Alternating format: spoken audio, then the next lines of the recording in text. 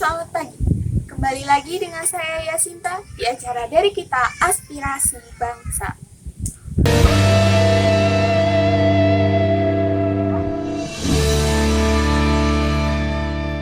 Pandemi merubah tingkah laku manusia. Semula kita dapat berinteraksi secara langsung, namun kini semua tak lagi sama. Memakai masker dan menjaga jarak sudah menjadi kebiasaan. Bukan hanya kebiasaan yang berubah, kegiatan belajar mengajar juga turut berubah. Pembelajaran daring menjadi solusi, namun tidak semua pihak setuju dengan solusi tersebut. Lantas, bagaimana pendapat siswa yang tengah menghadapi proses pembelajaran secara daring? Mari kita sambut narasumber kita, Ananda Aulia Fajar dan Azhara Ganandia selaku siswa dari SMA Negeri 2 Ngawi. Selamat datang, silakan duduk. Terima kasih. Untuk memulai acara pada pagi hari ini, langsung saja kita menuju pertanyaan pertama untuk Ananda Aulia dan juga Ananda Azhara. Untuk Ananda Aulia dan juga Ananda Azhara, bagaimana pendapat kalian mengenai pembelajaran daring sebagai solusi di masa pandemi ini? Apakah cukup efektif atau tidak? Jika tidak, apa saja alasannya? Pembelajaran daring sebagai solusi masa pandemi adalah suatu kebijakan dari pemerintah untuk mengurangi penularan COVID-19. Akan tetapi, saya sebagai siswa merasa kurang setuju. Karena ada banyak faktor yang menyebabkan pembelajaran daring terganggu.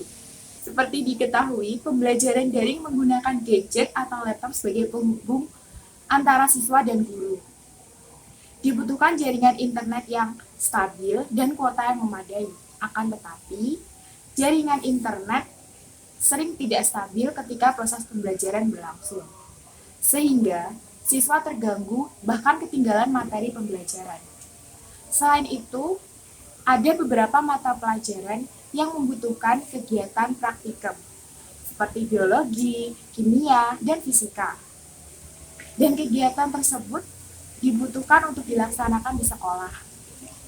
Akan tetapi hal tersebut tidak bisa dilakukan di sekolah, dan apabila dilakukan di rumah, maka tidak ada alat yang memadai untuk digunakan.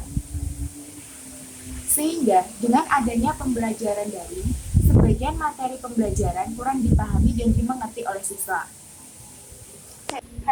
Ananda Aulia, kegiatan praktikum ini kan tidak bisa dilaksanakan dengan baik, sedangkan kegiatan praktikum sendiri menjadi salah satu syarat untuk kelulusan siswa kelas 12. Nah, bagaimana Anda menyikapi hal tersebut?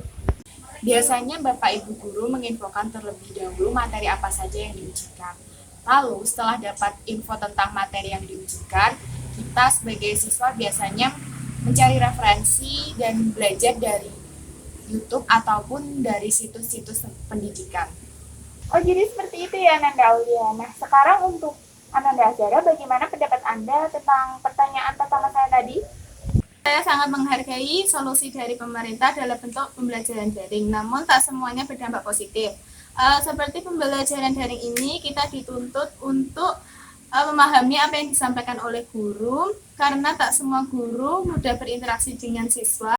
Guru pasti mempunyai kesibukan tersendiri dan tidak membawa pesan mereka setiap saat. Akibatnya, guru sering slow respon sehingga murid merasa tidak nyaman dalam pakaian daring. Baiklah, dapat disimpulkan dari jawaban Ananda Aulia dan jawaban Ananda Azhara bahwa pembelajaran daring ini memiliki banyak kendala. Salah satunya adalah siswa sulit untuk memahami materi yang disampaikan guru, dan pembelajaran secara daring juga tidak efektif dalam waktu penggunaannya. Selanjutnya untuk Ananda Azhara terlebih dahulu. Saat ini Ananda Azhara sedang berada di kelas 12. Banyak ujian-ujian sekolah yang harus dilaksanakan, dan waktu pelaksanaannya berdekatan dengan waktu pelaksanaan ujian masuk ke perguruan tinggi. Lalu, bagaimana persiapan Ananda Azhara untuk menghadapi ujian sekolah yang berdekatan dengan ujian masuk ke perguruan tinggi? Dengan memperbanyak latihan soal tentunya agar kita terbiasa dengan tipe-tipe soal yang akan dikeluarkan. Sebenarnya saya lebih mengutamakan UTBK dibanding dengan ujian sekolah, karena UTBK itu lebih sulit soalnya.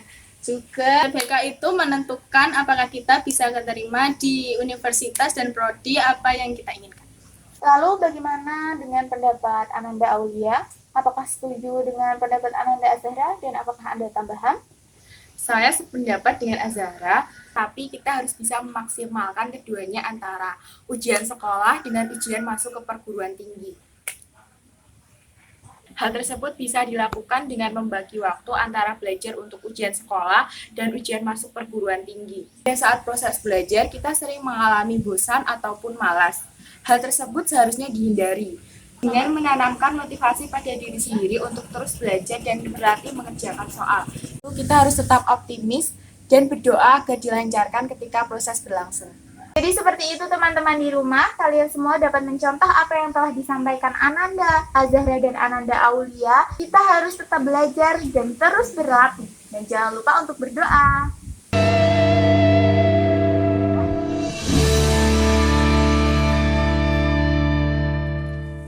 Baiklah, sekarang kita sampai ke pertanyaan terakhir. Untuk Ananda Aulia dan juga Ananda Azhara. Di pembelajaran daring saat ini, salah satu kendala yang dihadapi adalah kurangnya pembekalan dari guru kepada siswa untuk menentukan pilihan jurusan untuk melanjutkan ke perguruan tinggi, terutama untuk siswa kelas 12. Banyak kebijakan-kebijakan baru, seperti sekolah kedinasan yang membuka seleksi masuk mahasiswa baru melalui ujian tulis berbasis komputer atau UTBK Soshum, memicu banyaknya siswa memilih lintas jurusan dari jurusan IPA ke jurusan IPS. Selain itu, penjurusan yang dilakukan terlalu cepat sejak kelas 10 juga memicu banyaknya siswa yang melakukan lintas jurusan. Karena pada saat kelas 10 mereka belum mengetahui apakah nanti mereka saat kuliah memilih rumpun Soshum atau rumpun Saintek. Lalu, bagaimana pendapat Ananda Azhara dan Ananda Aulia Fajar mengenai lintas jurusan? Pemilihan jurusan antara Saintek dan Soshum didasarkan pada bakat dan minat yang dimiliki siswa. Akan tetapi, banyak dari teman-teman kita yang memilih untuk lintas jurusan dari jurusan sebelumnya di SMA. Hal tersebut sering terjadi karena pada saat penjurusan di SMA, pada kelas 10, kita masih bingung membedakan antara masuk ke IPA atau ke IPS ataupun ke bahasa. Selain itu, seperti yang dikatakan oleh Kak Yasinta, bahwa sekolah kedinasan STEM menyatakan bahwa mereka akan mengadakan seleksi diambil dari nilai UTBK rumpun Soshum. Maka membuat siswa semakin minat untuk memilih ujian masuk perguruan tinggi melalui rumpun Soshum. Sebenarnya lintas jurusan menurut saya bukanlah hal yang salah, karena hal tersebut merupakan hak bagi setiap siswa untuk memilih jurusan yang diinginkan.